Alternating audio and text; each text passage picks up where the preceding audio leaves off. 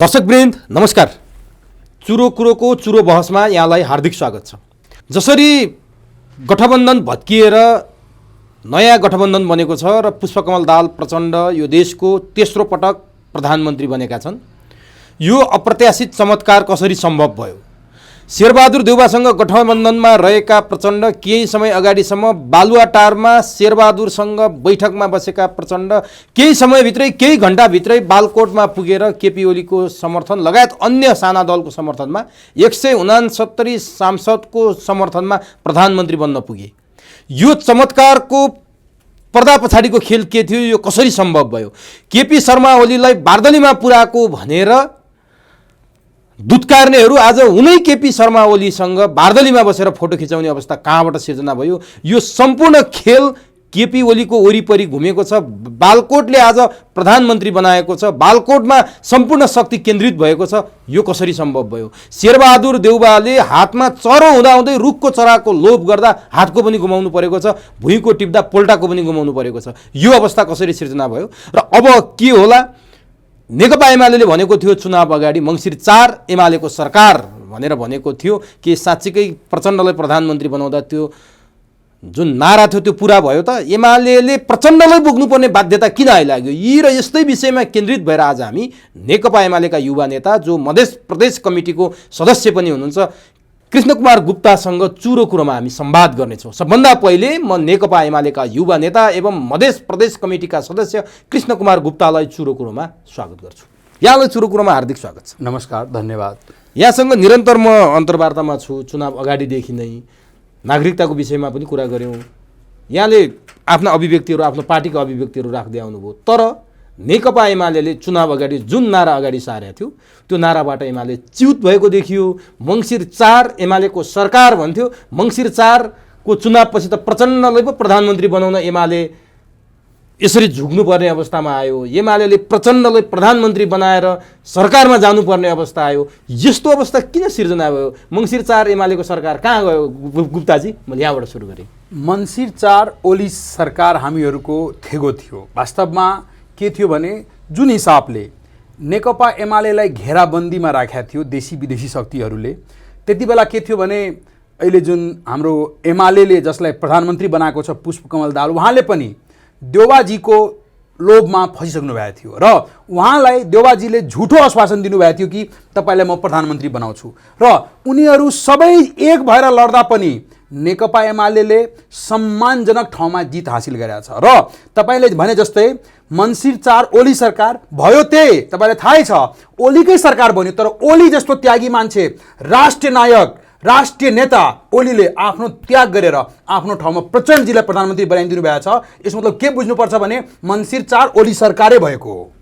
ओली सरकारै भएको डमी मात्रै हुन् प्रचण्ड? प्रचण्डले थाहा छ तपाईँलाई, प्रचण्डलाई धोका दिएको कसले हो?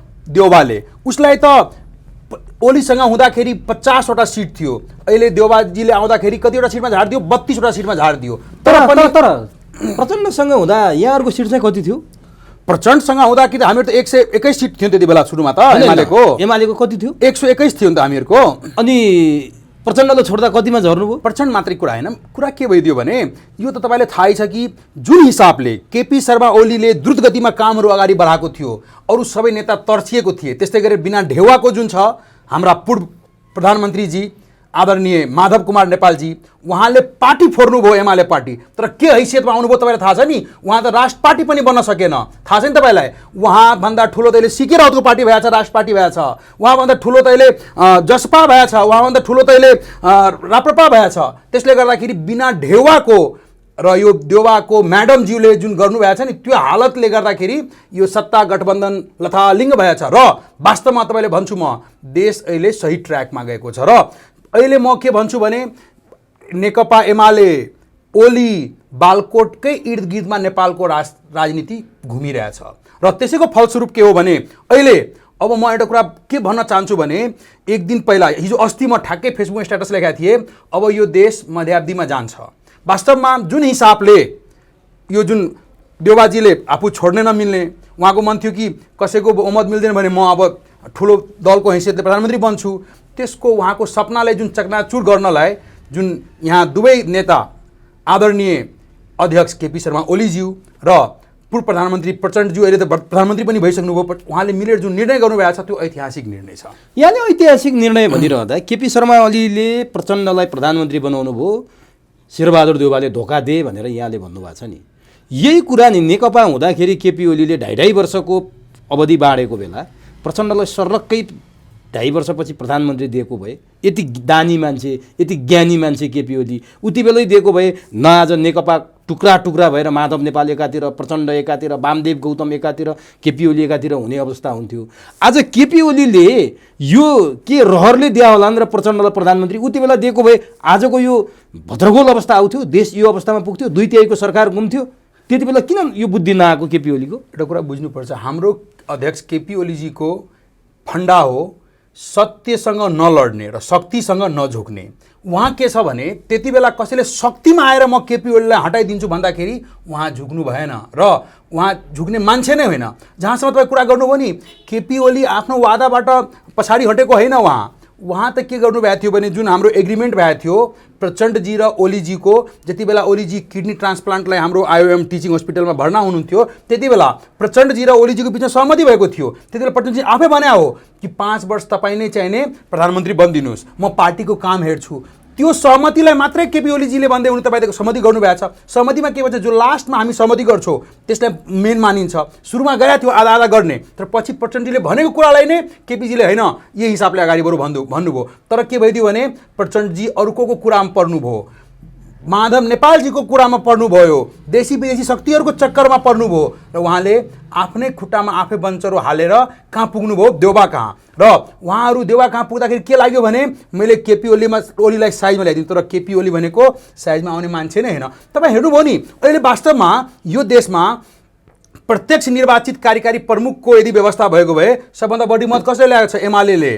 त्यसले गर्दा प्रत्यक्ष निर्वाचित राष्ट्रपति को हुन्थ्यो, केपी ओली हुन्थ्यो। त्यसले गर्दा एउटा कुरा के बुझ्नुपर्छ भने केपी ओलीमा अहम छैन, तर उहाँमा यो कुरा छ शक्तिसँग उहाँ झुक्नुहुन्न। यहाँ देशी विदेशी सबै शक्तिहरूलाई पराजित गरेर आज जुन नेपालको राष्ट्रको हितको लागि हुने निर्णय गर्नुभयो, आफू त्याग गर्नुभयो। तर त्यसको फलस्वरूप अब के भयो भने नेपालमा 7 प्रदेशमा कम्युनिस्टको सरकार हुने भयो। तपाईँले भन्दाखेरि विखण्डनकारी शक्ति जुन सिकेर थियो त्यो पनि राजनीतिको मूल प्रभावमा आछ, फेरि मन्त्री हुँदैछ उहाँ। यो जुन रवि लामेछाने घन्टी लिएर हिँड्नु भएको छ, उहाँलाई पनि घन्टी बजाउनलाई केपी ओलीको मद्दत परेको थियो। अस्ति नै उहाँमा आक्रमण हुँदाखेरि केपी ओलीले बोल्नुभयो मिडियामा, उहाँ आक्रमण गर्नु हुँदैन।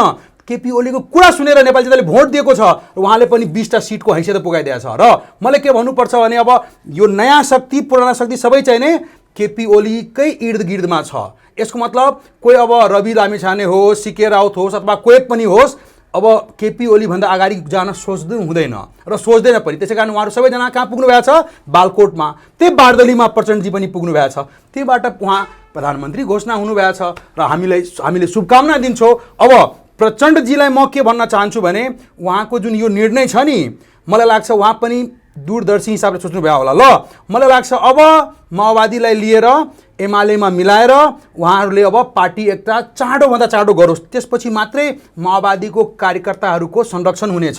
त्यो कुरा प्रचण्डजीलाई पनि थाहा छ, ओलीजीलाई पनि थाहा छ र मेरो सहानुभूति पनि छ कि वास्तवमा वामहरू एक हुनु पर्यो। वामको मतलबै के भइदियो अब भने केपी ओली र प्रचण्ड मिल्नु मतलब वाम एक भयो। बाँकी त अब छ उनीहरूको अब किन आएन, नआएपछि आफै सिद्धिन्छ। अब यहाँले अघि केपी ओलीको बारेमा एउटा कुरा गर्नुभयो नि, जुन शक्तिको सामु केपी ओली झुक्नुहुन्न।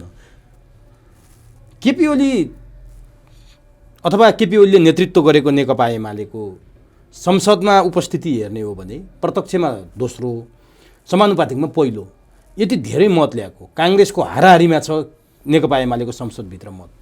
32 सिट लिएको माओवादीलाई प्रधानमन्त्री मान्ने केपी ओली शक्ति सामु झुकेको हो कि नझुकेको, यसलाई कसरी बुझ्ने भन्नु त?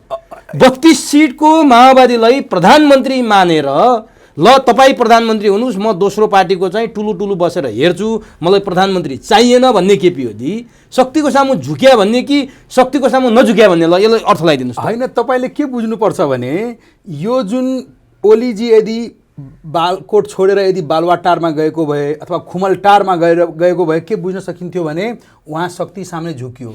आखिर के छ भने उहाँलाई पराजित गर्नलाई बहुत देशी विदेशी शक्तिहरू यहाँ लागेर हटाउन कोसिस गर्नुभयो। तपाईँलाई थाहै छ चुनावमा बुथ क्याप्चर भएको छ, मरेको मान्छेहरूको पनि भोट गिरेको छ। हाम्रै छिमेकी जिल्ला सुनसरीमा मतगणना रोकेर 2-3 दिन के गरेर फेरि हाम्रो जगदीश कुशेतजी कमरेडलाई हराउनु भएको छ। यहाँ धेरै धेरै खेलाहरू भएको छ र त्यसको बावजुद पनि नेपाली जनताको जुन साथ थियो केपी ओलीमाथि त्यो प्रुभ भएको छ। र तपाईँले भने जस्तै वास्तवमा सबभन्दा ठुलो लोकप्रिय मतले हिसाबले एमाले किन प्रचण्डजीलाई बनाउनु भयो, त्यो आफ्नो त्याग देखाउनु भयो। वास्तवमा यही सच्चा देशभक्त त्याग गठबन्धन फुटाउन यदि विद्यमान गठबन्धन कायम रहने हो भने न राष्ट्रपति पाउने अवस्था छ, न प्रधानमन्त्री पाउने अवस्था छ, न सभामुख पाउने अवस्था छ, न सातै प्रदेशमा सरकार पाउने अवस्था छ। यी सम्पूर्ण कुरा बुझिसकेपछि केपी ओलीले प्रचण्डको सामु लघुतावास देखाएर बाहिर हेर्दा राजनीति बालकोटमा घुम्या जस्तो देखिने, भित्र हेर्दा राष्ट्रपति 5 वर्षका लागि ग्यारेन्टी गर्ने, प्रदेशका सरकारहरूमा नेतृत्व ग्यारेन्टी गर्ने र अहिलेसम्म सरकार बाहिर भएर छटपटेको एमाले बरु प्रधानमन्त्री प्रचण्डलाई मान्दिएर भए पनि सत्ताको चास्नी चाट्नलाई यो हदसम्म केपी ओली गिरे भन्ने पनि छन् नि। यतातिर चाहिँ नहेर्ने कृष्णजी। कुरा के छ भने उमेशजी, म के भन्न चाहन्छु भने तपाईँलाई केपी ओली भनेको पहिला पनि स्टेटमेन्ट दिएको थियो, हामी प्रतिपक्षमा बस्न तयार थियो। वास्तवमा हामीहरू यदि 5 वर्ष अहिले प्रतिपक्षमा बसेको भए अर्को चुनावमा 2/3 सरकार आउँथ्यो, किनभने हाम्रो पार्टी भनेको क्याडर बेस्ड पार्टी हो। र एउटा कुरा के बुझ्नुपर्छ भने नेकपा एमाले भनेको यस्तो व्यवस्थित पार्टी छ, जस्तै मेरो आफ्नै क्षेत्रमा तपाईँलाई थाहा छ नि, जसपालाई टिकट दियो, हामीले जसपालाई त्यहाँ जिताइदिए, हामी आफ्नो त्याग गर्न तयार छौँ। त्यसकारण सच्चा कम्युनिस्टहरू हामीहरू हो कि। त्यसैले गर्दाखेरि के छ भने केपी ओलीज्यूले वास्तवमा प्रतिपक्षमा बसेको भए अर्को 5 वर्षमा 2/3 सरकार नेकपा एमाले एक्लै बोलाउन सक्थ्यो। अनि त्यतातिर जानु पर्थ्यो नि त एकदम। तर कुरा के छ भने जहाँ राष्ट्रियको सवाल आउँछ, तपाईहरुलाई थाहा छ यो बीचमा वास्तवमा हाम्रो देशको भूगोल यस्तो ठाउँमा छ कि हाम्रो वरिपरिमा लगभगमा 40% जनसङ्ख्या छ। त्यसै कारणले गर्दाखेरि अमेरिकाको पनि चासो सबभन्दा मतलब महत्त्वपूर्ण ठाउँ यता दिएको छ। तपाईलाई थाहा छ नि, अमेरिकाको विदेश उपमन्त्री डोनाल्ड ब्लू आउनु भएको छ, कहिलेकाहीँ एमसीसी का प्रमुख फतिमा जोहार आउँछन्, कहिले के आउँछन्, कहिले चाइनिज डेलिगेट्सहरूको भ्रमण हुन्छन्, इन्डियन डेलिगेट्सहरूको भ्रमण हुन्छ। भन्नुको मतलब हाम्रो देश यस्तो भूगोलको ठाउँमा छ, यस्तो संवेदनशील ठाउँमा छ, यदि एमाले प्रतिपक्षमा बसेको भए, अहिले यिनीहरूको सरकार बनाउन दिएको भए देशमा दुर्घटना निम्ति आउन सक्थ्यो। तपाईहरुलाई थाहै छ यहाँ बहुत जेलेन्स्कीहरू बन्न तयार थियो, अर्को विदेशी शक्तिहरूको पनि मन थियो यहाँ जेलेन्स्की बनोस् भनेर, र यिनीहरूको कुरालाई हटाउनको लागि देशको माया लागेर हाम्रो आदरणीय अध्यक्ष केपी शर्मा ओलीले आफ्नो त्याग गर्नुभयो, आफ्नो प्रधानमन्त्री पदको त्याग गरेर र कम्युनिस्टलाई बचाउनु भयो, देशलाई बचाउनु भयो। यसको लागि उहाँलाई हजार सलाम गर्न चाहन्छु म जस्तो कार्यकर्ताहरूले। अब यहाँले व्याख्या गरिरहँदा देशमाथिको खतरा रोक्न एमालेको नेतृत्व अथवा केपी ओली सफल हुनुभयो भनेर यहाँले भनिरहँदा, यहाँ चाहिँ राजनीतिको एउटा विद्यार्थी, राजनीति गरेर भविष्यमा देश बनाउनको लागि एउटा सपना बोकेर हिँडेको एउटा युवा, सम्भावना बोकेको युवा, लोकतन्त्र छ देशमा, गणतन्त्र छ देशमा, सम्पूर्ण कुरा छ नि। लोकतन्त्रमा अथवा गणतन्त्रमा अथवा प्रजातन्त्रमा ठुलो दल सत्तामा जाने, सबैभन्दा ठुलो पार्टीले नेतृत्व गर्ने यो स्वाभाविक प्रक्रिया हो। सानो पार्टी, अल्पमतमा परेको पार्टी प्रतिपक्षमा हुने यो स्वाभाविक प्रक्रिया हो। तर कस्तो किसिमको राजनीति यहाँहरूले सुरुवात गर्नुभयो कि यसअघि 23 सिट ल्याएका शेरबहादुर देउबा यो मुलुकको प्रधानमन्त्री हुने दुर्भाग्य यो देशले बिहोर्यो। यसपटक 23 को ठ्याक्कै उल्टो 32 सिट ल्याएको पुष्पकमल दाहाल यो मुलुकको प्रधानमन्त्री हुनुपर्ने अवस्था आयो। यस्तो पनि लोकतन्त्र हुन्छ, यस्तो पनि राजनीति हुन्छ। यस्तो अवस्थामा बसेर राजनीति गर्ने यहाँहरूलाई लाज, घिन, अप्ठ्यारो केही लाग्दैन? यस्तो राजनीति गरेर देशलाई कहाँ पुर्याउने यहाँहरूले सोध्नु पर्दैन एकचोटि? हामीहरूको राजनीतिमा श्रद्धा छ, हामीहरूले राजनीतिमा सम्मान गर्छौँ। हामीहरूलाई जुन जनताले मत दिएको थियो भन्दा पहिला चुनावमा, त्यो हिसाबले हाम्रो आदरणीय अध्यक्ष प्रधानमन्त्री हुनुभएको थियो। र तपाईँलाई थाहा छ जनताको मतलाई अपहेलना गरेर यहाँ परमादेशबाट सरकार बनाइएको थियो। तपाईँ भने जस्तै हाम्रा जुन पूर्व प्रधानमन्त्री शेरबहादुर देउवाजी जुन 23 सिट मात्रै जित्नु भएको थियो, उहाँ त परमादेशी सरकार हुनुहुन्थ्यो नि। म सुरुदेखि भनिरहेको थिएँ यो परमादेशी सरकारलाई जनताले विश्वास गर्दैन र जनताले फेरि पुनः जिताउँदैन। तर पनि उहाँहरूले आफ्नै नेतृत्वमा चुनाव गराउनु भयो, बहुत हिसाबले खेलाबेला गर्नुभयो, बुथ क्याप्चर गर्नुभयो, मतगणनामा यताउति गर्नुभयो र अन्ततत्व आफू ठुलो पार्टी हुनुभयो। तर एउटा कुरा तपाईँलाई थाहा छ, हिजो अस्तिदेखि नै एउटा सामाजिक सञ्जालमा भाइरल भएको एउटा फोटो थियो कि शेरबहादुर देउवाजीले प्रचण्डजीलाई यस्तो औँली ठाडो पारेर एकदम रिसाए जस्तो देखाइरहनु भएको थियो। मतलब कि उहाँमा तनासा प्रवृत्ति हाबी भइदियो। उहाँले बिर्सिनु भयो कि जस्तै कि हामी त परमादेशबाट बनाएको त्यो थाहा थिएन उहाँलाई, र उहाँले के एउटा मात्रै उहाँहरूको मोटो के थियो भने एमालेलाई साइजमा ल्याउने। तर तपाईँ भने जस्तै लोकप्रिय मतको हिसाबले एमाले नेपालको सबभन्दा ठुलो दल नेपाली जनताले बनाएर पठाउनु भयो। अब टेक्निकल कारणले गर्दाखेरि हाम्रो चाहिँ नि बहुमत पुगेको थिएन। नपुग्दा पनि तपाईँलाई थाहा छ नेपालमा कम्युनिस्टहरूलाई फुटाएर कङ्ग्रेसहरू मात्रै राज गरे हो। र एउटा कुरा के बुझ्नुपर्छ भने त्यही कम्युनिस्टहरूलाई फुटाएर ओली प्रचण्डलाई फुटाएर यसले देउवाले राज गरे हो। तर अब संयोग यस्तो मिल्यो कि अब देउवाजीलाई बहुत महत्त्वकांक्षी भयो, म्याडमजीको कुरा छोड्न मान्नु भएन, प्रधानमन्त्री पनि नछोड्ने, राष्ट्रपति पनि नछोड्ने। त्यसो भए त प्रचण्डजीलाई पनि सोच्न मजबुर हुनुभयो। अस्ति औँला देखाउनु भएको थियो, फेरि लाग्यो त अब मलाई त जिरोमा पुगाउनु हुन्छ, अनि प्रचण्डजीले सही निर्णय गर्नुभयो। र अहिले जुन कम्युनिस्ट एकता भएको छ त्यो नेपालको लागि एकदम उज्जवल दिन आउँदैछ। किनभने कम्युनिस्ट भनेको सच्चा हुन्छ कि हामीहरू त्याग गर्न तयार हुन्छ।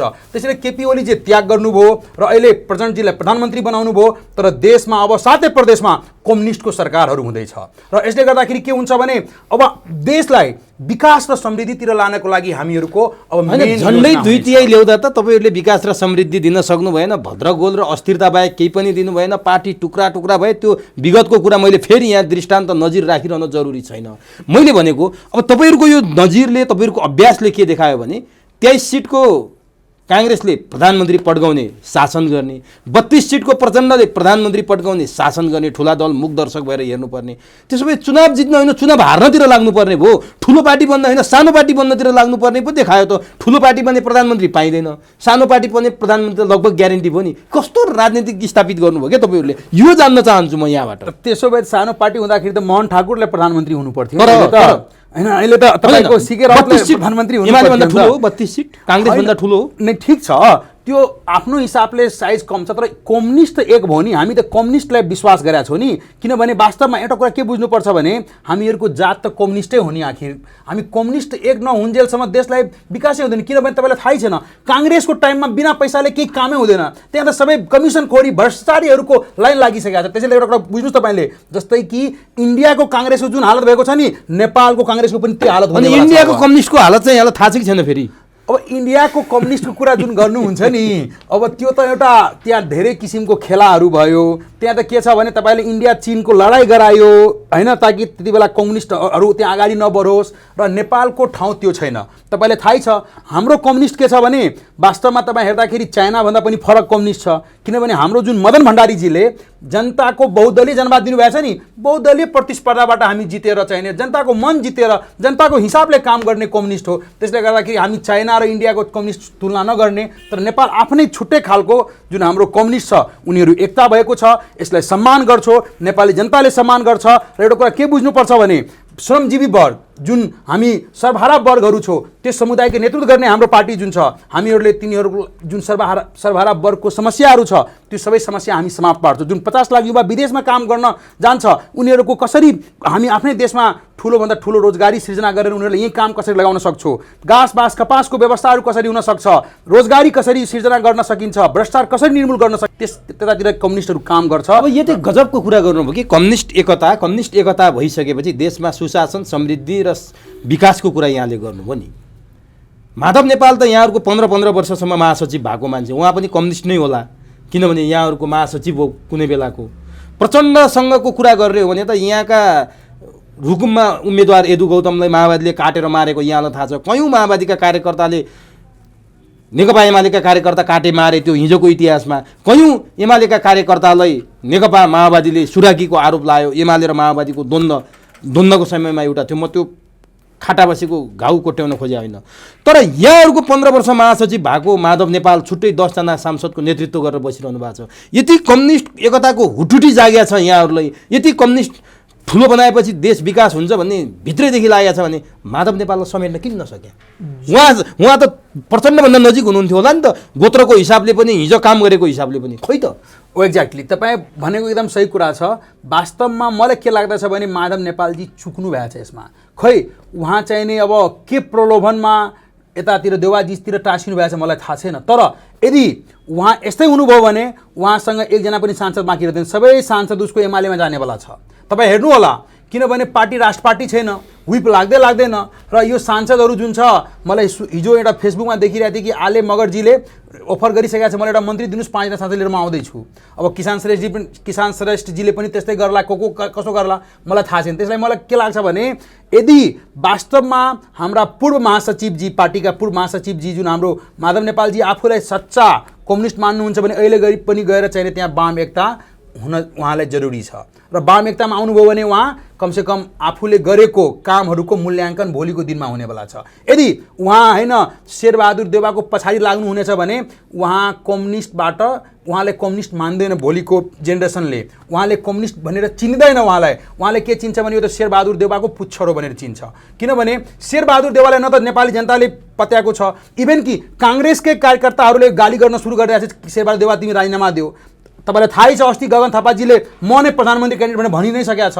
त्यसले गर्दाखेरि मलाई के लाग्छ भने माधव नेपालजी यदि आफूलाई कम्युनिस्ट मान्नुहुन्छ भने यो एकतामा आउनुपर्छ। उहाँलाई आएन भने बुझ्नुहोस् कि उहाँको भोलि गएर उहाँको आउने जेनेरेसन उहाँ नाम बिर्सिनेवाला छ, उहाँको नाम कहीँ रहँदैन। अब मलाई यहाँले यति कन्फिडेन्टका साथ कुरा भनिरहँदा अप्ठ्यारो मान्नुहुन्न भने एउटा प्रश्न सोध्न मन लाग्छ। हिजो काटाकाट गर्नुभयो, गाली गर्नुभयो, कम्युनिस्टहरूको एउटा चरित्र के, हामीले विश्व कम्युनिस्टकै इतिहास खोज्दै गयो भने कमा र फुलस्टपको लागि पनि कम्युनिस्टहरू फुटेको टुक्रा भएको कुरा हामीलाई थाहा छ। फुटेर र टुक्रा भएपछि जल्लादसम्मका गाली पनि कम्युनिस्टहरूमा चल्छ नि, यहाँलाई थाहा छ नि। हिजो प्रचण्ड र केपी ओलीको बिचको गालीको के मात्रै बाँकी होला र? पँधेरामा धारामा पानी थाप्नेहरूको झगडा जस्तो उहाँहरू तल्लो स्तरका शब्द प्रयोग गरेर गाली गर्नुभयो। माधव र प्रचण्डले त केपी ओली भन्दा डेमोक्रेटिक र केपी ओली भन्दा पनि कम्युनिस्ट त शेरबहादुर रहेछ भनेर भन्न पनि बाँकी राखेनन्। यहाँले सुन्नुभएको छ त्यो गालीको क्लिपहरू आज सामाजिक सञ्जालमा हेर्दा सुन्न र हेर्न पनि अप्ठ्यारो लाग्छ उहाँहरूको यो अङ्गालो देख्दा। हिजो काटाकाट, आज चाटाचाट, अस्ति चाटाचाट, बिचमा काटाकाट, फेरि चाटाचाट। यो के हो तपाईँहरूको? यो जनताले कसरी पत्याउने, कसरी विश्वास गर्ने? सत्ताको लागि त तपाईँहरू जे पनि गर्नुहुँदो रहेछ। आज काटाकाट छ, भोलि चाटाचाट छ, फेरि काटाकाट नहोला भन्ने कुनै ग्यारेन्टी छ? श्रीमान र श्रीमतीको झगडा परालको आगो झैँ हुन्छ नि, तपाईँ हामीलाई थाहा छ नि। अनि उनीहरूको झगडा हुँदाखेरि कस्तो तनाव हुन्छ, लाग्छ के हुन्छ, हानाहान पनि हुन्छ। भोलि बिहानै गयो भने कसरी मधुर एकै ठाउँ बस्छ, एकै बेडमा बस्छ, कसरी मधुर खाना खान्छ।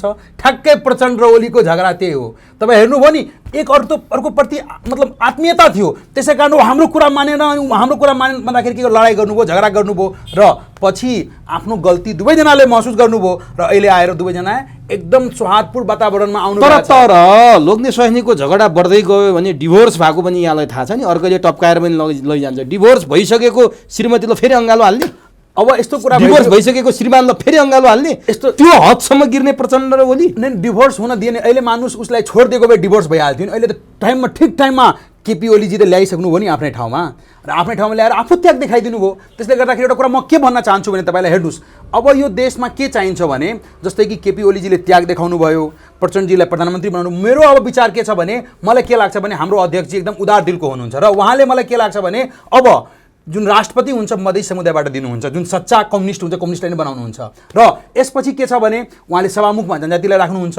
हाम्रो देशमा जनजाति, आदिवासी, मधेसी र आर्य खस तीनजनाकै समीकरण बनाउनलाई मलाई के लाग्छ भने अब चाहिँ नि मधेसी समुदायबाट यदि राष्ट्रपति दियो भने एकदम यो सबैजनालाई एक्सेप्टेबल हुन्छ र एकदम हर्षमय वातावरण हुन्छ। हामी मधेसको मान्छे हुँदाखेरि हामी छाती फुलाएर भन्छौँ, हेर्नुहोस् त तपाईँहरूले भन्दै थियो मधेसी विरोधी हो एमाले चाहिँ नि मधेसीलाई राष्ट्रपति बनाएको छ, हामी छाती फुलाएर सबै ठाउँ भन्छौँ। र मलाई के लाग्छ भने त्यतातिर पनि हाम्रो अध्यक्षजीले सोच्नु भएको होला अथवा सोच्नुहुन्छ होला भन्ने मलाई लाग्छ।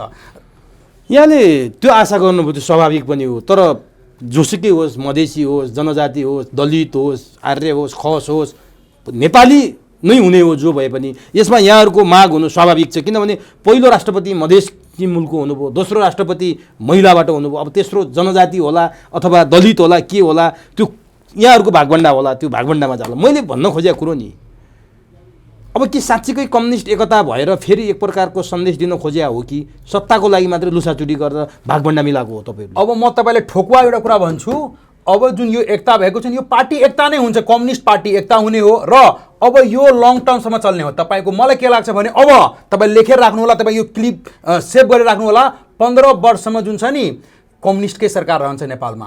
अब चाहिँ नि प्रचण्डजीले गल्ती गरेर हेरिसक्नु, अब फेरि उहाँ गल्ती गर्नुहुन्न र उहाँ यसैमा बस्नुहुन्छ। मलाई लाग्छ माधव नेपालजी पनि सोच्नुभयो भने ठ्याक्कै आउनुहुन्छ, होइन भने उहाँ सिद्धिनुहुन्छ, तर कम्युनिस्ट रहन्छ। र नेपालमा काङ्ग्रेस जुन छ नि, इन्डियाको काङ्ग्रेस आएको अवस्थामा आउनेवाला छ, तपाईँ लेखेर राख्नु होला र त्यही हाम्रो देशको लागि पनि हितकारी हुन्छ।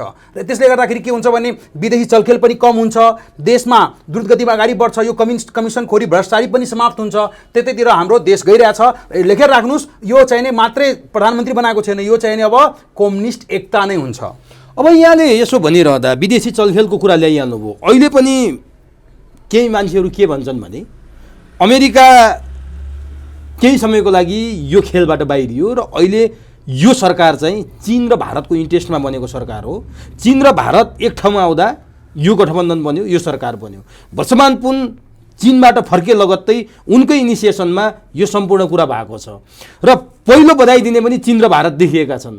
यो के साँच्चीकै चीन र भारतको लागि कम्फर्टेबल सरकार हो? यस्तो एउटा कुरा म के भन्छु भने यदि वास्तवमा विदेशी शक्तिहरूका कुरा गर्ने हो भने सबभन्दा पहिला हामी आफ्नो छिमेकी हेर्नुपर्छ र हाम्रो छिमेकी जुन भारत र चीन छ यसको विरुद्धमा हामीले आफ्नो देशमा अर्कोको इन्ट्रेस्टमा सरकार बनाउनुहुन्न, अर्कोको इन्ट्रेस्टमा कामहरू गराउनुहुन्न, त्यसमा चाहिँ म दृढ सङ्कल्पित छु। एउटा कुरा के छ भने वास्तवमा केही परेको बेलामा त्यो छिमेकीहरूले साथ दिने हो र हामी पनि छिमेकीको लागि यदि दुश्मन भइदियो भने त्यो छिमेकी हामीले छोड्दैन। एउटा कुरा म आफू एउटा विश्वास के मामलामा छु भने जस्तै कि तपाईँले भने जस्तै वास्तवमा अमेरिका अनसक्सेस भएकै हो। यो चाहिँ जुन छ नि वास्तवमा भन्दाखेरि अहिले जुन छ अहिलेको टाइममा उहाँको इच्छा थियो कि देवानी प्रधानमन्त्री बनोस्, नबन्नु कारण के भइदियो भने उहाँ अनसक्सेस भइहाल्छ। वास्तवमा मलाई यो थाहा छैन कि चीनबाट आउनुभयो कि आउनु भएन वर्षमान पुनजी, इन्डियाको के रोल छ, तर मलाई के लाग्छ भने जुन हिसाबले मैले हेरेँ नि प्रधानमन्त्री बन्ने बित्तिकै तुरन्त चीन र भारतले जुन शुभकामना दिन आउनुभयो नि, यसमा मलाई के लाग्छ उहाँहरूले सोचे जस्तै भयो। उहाँहरूको पनि आखिर त एउटा कुरा तपाईँ ठिकै भने हो, हाम्रो देशमा जुन गोटीहरू छ चलाउने त यिनीहरू छन्, ये विदेशी शक्तिहरू छन्। जोस गोटीहरू जुन छ नि मलाई लाग्छ कि आफ्नो देशको बारेमा सोच्नुभयो। तपाईँ एउटा कुरा जुन भन्नुहुन्छ नि, यदि ठ्याक्कै वर्षमानजी उताबाट आएको भए प्रचण्ड त पहिला नै घोषणा गरिसकेका हुन्थ्यो नि, प्रचण्डजी पनि कहीँ न कहीँ थियो, यता पनि बस्न सक्छु उता पनि बस्न सक्छु। ठ्याक्कै हिजै लास्ट टाइममा किन यता आउनुभयो, किनभने प्रचण्डजीलाई मलाई लाग्छ कि केही न केही सोच्नुभयो कि वास्तवमा हामीहरू देशलाई बचाउनु छ भने विदेशी झगडाको अखाडा बनाउनु हुँदैन यसलाई। र त्यसको मामलामा मलाई के लाग्छ भने जुन भन्नुभयो नि जेलेन्स्की जस्तै अमेरिकाले जुन यहाँ उत्पादन गर्न चाहन्थ्यो त्यो उहाँले तत्काल भेटाएन, त्यसले गर्दाखेरि रोक्या छ। अब पोलिटिक्स हो, पछि पनि पाउँछ कि पाउँदैन भन्न सकिँदैन। र जुन भन्नुहुन्छ नि केही छिनपछि आउँछ कि आउँदैन, मलाई के लाग्छ भने हाम्रो नेपाल भारत र चीनको विरुद्धमा कुनै किसिमको एक्टिभिटीमा लाग्नु हुँदैन र त्यो लाग्दैन पनि हाम्रो नेपालले। जसले लाग्छ त्यही चाहिँ देशद्रोही हुन्छ। अब नि यहाँहरूमाथि अब एउटा जिम्मेवारी पनि छ। नागरिकता विधेयक के गर्नुहुन्छ? अब संसदमा एमसीसी पास भएको छ, त्यो कार्यान्वयनमा के गर्नुहुन्छ? एसपीपीको विषयमा यहाँहरू के गर्नुहुन्छ? संसदभित्र जटिल जटिल विषयहरू छन्, यी विषयमा यहाँहरूको के हुन्छ? अब एमसीसी कार्यान्वयन गर्नुहुन्छ? यस्तो कुरा छ, यदि देशको हितमा राखेर जस्तै कि त्यहाँ व्याख्यात्मक घोषणाको साथमा जुन एमसीसी पास भएछ नि, मलाई लाग्छ यदि व्याख्यात्मक रह्यो भने त्यसमा हाम्रो देशलाई अहित हुने कुरा रहँदैन र त्यति बेला के हुन्छ भने हामीले पास गर्नुपर्छ र हाम्रो पास गरेर एमसीसी कार्यान्वयन गर्नुपर्छ। तर जहाँसम्म छ एसपीपी कुरामा मैले थाहा पाए जस्तो एसपीपी हाम्रो देशको लागि हितकारी होइन। हामीले अमेरिकाले जुन भन्छ नि जोइन्ट प्रशिक्षण गराउने नेपाली आर्मी र अमेरिकन आर्मीको, त हाम्रो आर्मीले लगेर अमेरिकामा प्रशिक्षण गराओस् न, किन उसलाई हाम्रै देशमा आएर हाम्रै हिमालयन क्षेत्रतिर गएर किन प्रशिक्षण गराउने हो? त्यसको मतलब उसको मनमा जरुर केही न केही अमेरिकाको मनमा छ। त्यसले गर्दाखेरि मलाई के लाग्छ भने एसपीपी हाम्रो देशको लागि हितकारी छैन, त्यो चाहिँ पास गर्नु हुँदैन। र खोइ अहिलेको भन्दा पहिलाको सरकार जुन थियो देउबा नेतृत्वको सरकारले के पत्रहरू पत्राचार गरिरहेको थियो हामी थाहा भएन। एमसीसी पास गर्दा हुन्छ, किनभने एमसीसीले जुन भनेको छ कि हाम्रो हाइड्रो इलेक्ट्रिक्समा जुन हाम्रो बिजुली उत्पादन हुन्छ त्यसलाई ट्रान्समिसन लाइन बनाइदिन्छ गोरखपुरसम्म, त्यो त हाम्रो देशलाई फाइदा नै हुन्छ र त्यो गर्नुपर्छ। तर एसपीपी हामी सैन्य सम्बन्धी कुनै पनि गठबन्धनमा हामीलाई आबद्ध हुँदैन, हाम्रो पञ्चशीलको सिद्धान्तले पनि भन्छ। र त्यसले गर्दाखेरि हाम्रो देश जुन संवेदनशील ठाउँमा छ त्यसमा हामी कुनै पनि देशको जुन आर्मीसँग एसोसिएट भएर कामहरू गर्नु कार्यान्वयन गर्न दिनु हुँदैन। नागरिकता विधेयकको विषयमा के हुन्छ? यहाँ नागरिकता विधेयकमा त म पहिला पनि भनिसकेको छु, राष्ट्रपतिले रोकेर राख्नु भएको छ नि, त्यो के गर्नुहुन्छ? होइन यस्तो छ, नागरिकता विधेयक त हामीले पहिला पनि भनिसकेका हो। अब नेपाली जनताको हितमा जुन छ, जस्तै जनमतको लागि हाम्रो केपी ओलीजी अस्ति जनकपुर गएको बेला भन्छ हामी जनमतको लागि तुरन्तै भन्छु एकदम खोलेर सबै कुरा पास गरोस् होइन र। तर जहाँसम्म छ केही न केही प्रावधान त राख्नुपर्छ, त्यसमा म पनि छु। केही न केही प्रावधान राख्दाखेरि के हुन्छ भने झन् हामीहरूको देशमा त पहिला पनि भने हाम्रो वरिपरिमा 40% जनसङ्ख्या छ। मात्रै भारत होइन, चाइनाको पनि मान्छे आएर सजिलै यदि नागरिकता लिइदियो भने अप्ठ्यारो हुन्छ। सुन्नमा आएको छ भुटानीहरूले 14-15 हजार भुटनिजहरूले नागरिकता पाइसकेका छ। उनीहरूले अब के गर्छ, तिब्बतियनहरूको के कुराहरू हुन्छ।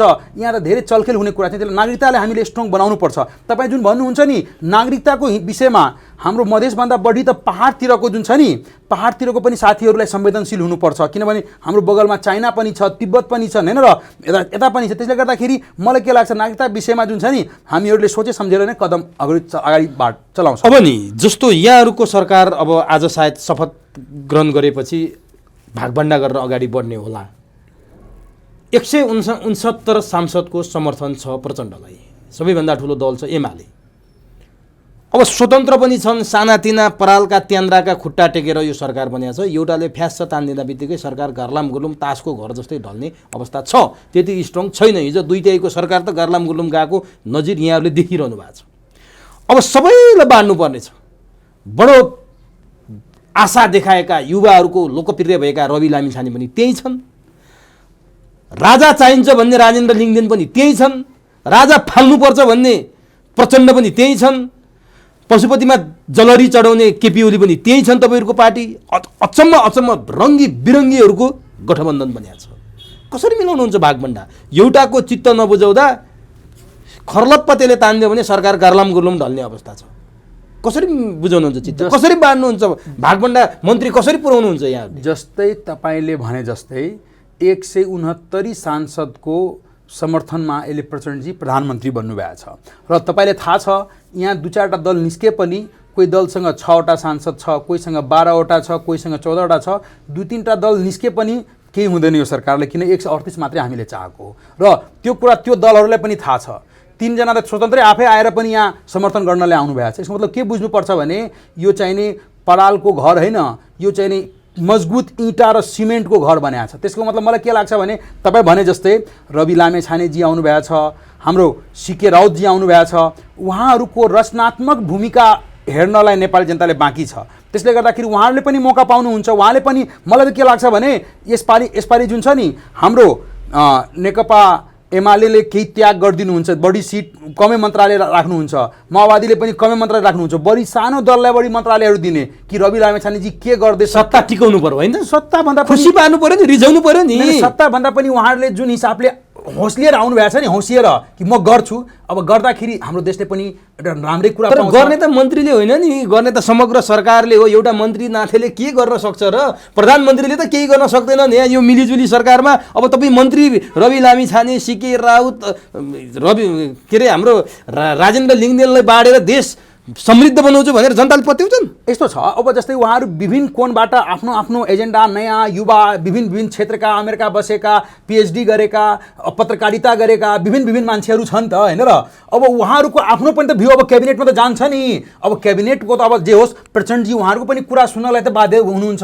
त्यसले त्यो सबले गर्दाखेरि मलाई के लाग्छ भने उहाँहरूलाई बढीभन्दा बढी समावेश गराएर यो चाहिने उहाँहरूको पनि कुराहरूलाई कार्यान्वयन गर्नतर्फ जानुपर्छ।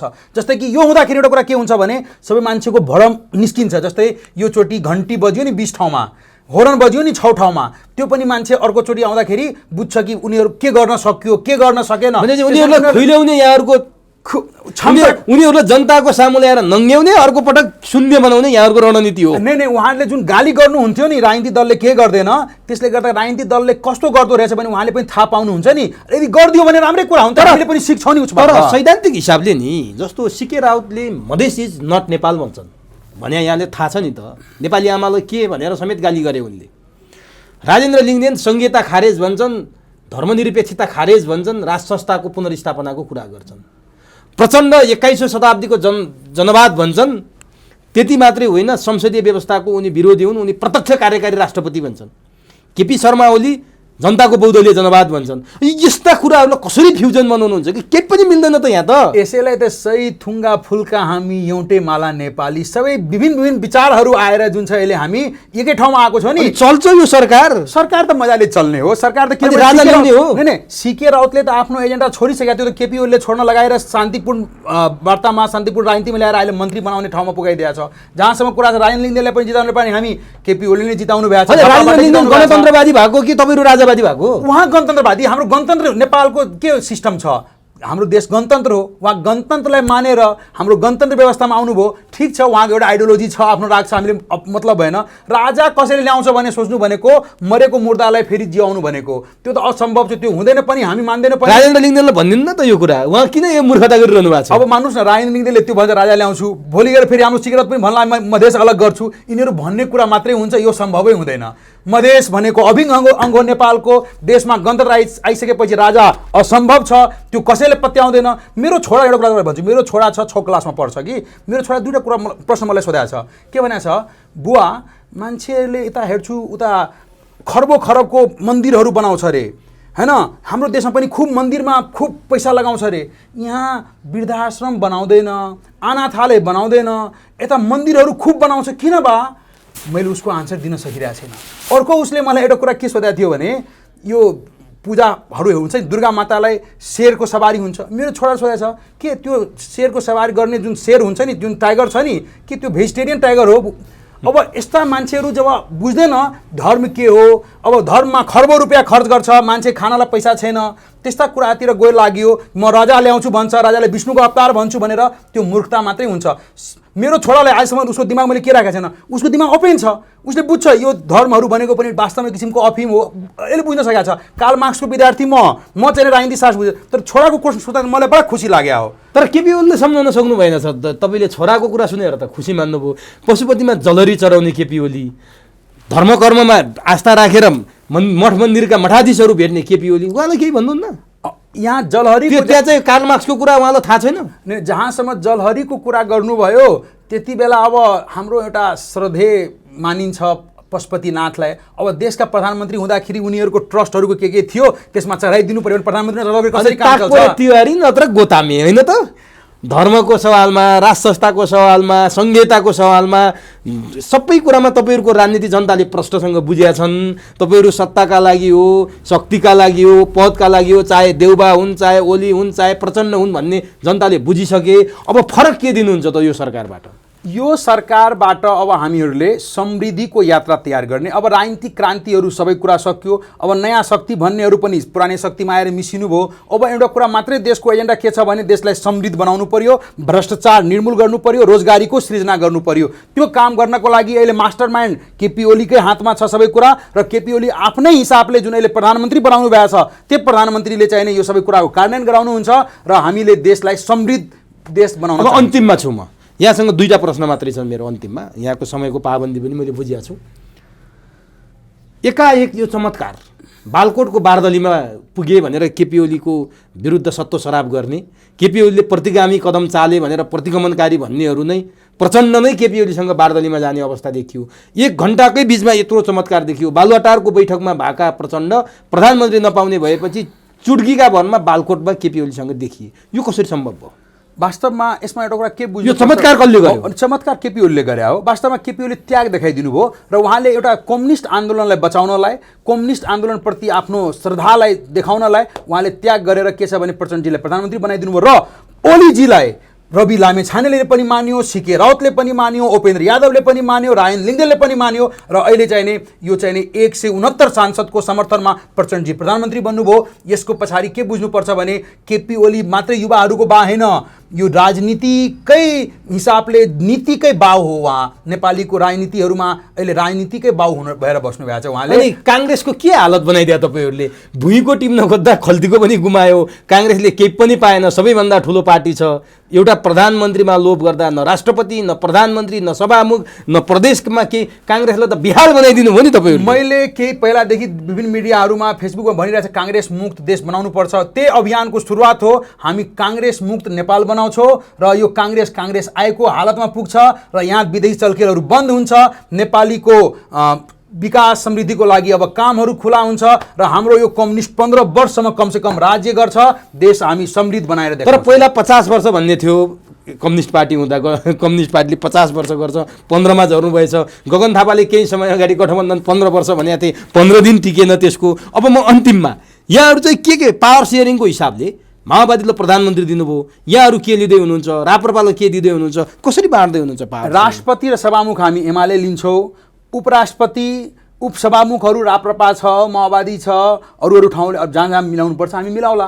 धेरै ठाउँहरू हुन्छ नि यहाँ त, अब राजनीति मतलब सरकारमा आएपछि त धेरै ठाउँहरू छन्। को भन्छ राष्ट्रपति तपाईँहरूको पार्टीबाट? हाम्रो सुभाष नेमाङको चर्चा छ नि।